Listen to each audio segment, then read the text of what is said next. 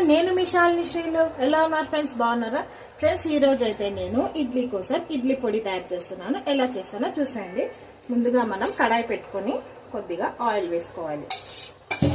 మనకు కాస్త ఆయిల్ వేడెక్కాక ఇందులో శనగపప్పు, నేను కందిపప్పు, మినపప్పు, ఎండుమిరపకాయలు ఒకే కొలతలో తీసుకొని యాడ్ చేసుకొని ఫ్రై చేసుకోవాలి.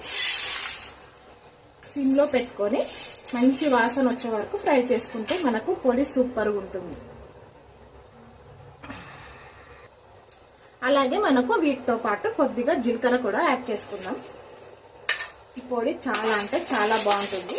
సిమ్లో పెట్టుకొని మనము మంచి ఫ్రై చేసుకోవాలి.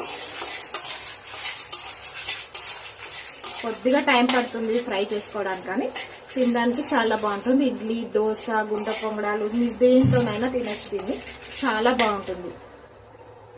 చూసారు కదా ఫ్రెండ్స్, మనకైతే పప్పులన్నీ బాగా ఫ్రై అయిపోయాయి. కమ్మటి వాసన వస్తుంది. ఇప్పుడు మనం చల్లార్చి పెట్టుకొని దీన్ని ఒక మిక్సీ జార్లో వేసుకొని మెత్తని పొడిలాగా చేసుకుందాం. ఫ్రెండ్స్, నేనైతే ఇది మిక్సీ పట్టుకొచ్చేసాను. చూసారు కదా ఎంత మెత్తగా మిక్సీ పట్టానో. ఇప్పుడు మనం దీన్ని ఇడ్లీలో వేసుకొని తినేస్తే చాలా అంటే చాలా బాగుంటుంది.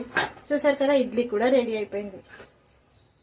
ఇందులో నేను పొడి వేసుకొని, మీరు ఇందులో నెయ్యి కానీ ఆయిల్ కానీ ఏదైనా వేసుకోవచ్చు.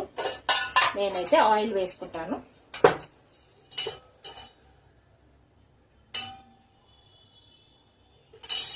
చూసారు కదా ఫ్రెండ్స్, ఆయిల్ అయితే వేసేసుకున్నాను. ఇప్పుడైతే ఇడ్లీతోటి తినేద్దాం.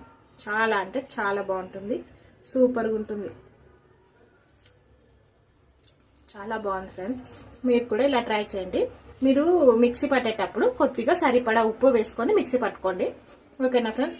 ఇది ఫ్రెండ్స్ ఇవాళటి నా వీడియో. ఈ వీడియో కనుక మీకు నచ్చినట్టయితే లైక్, షేర్, సబ్స్క్రైబ్ చేయండి friends. Okay friends, bye bye. Thank you.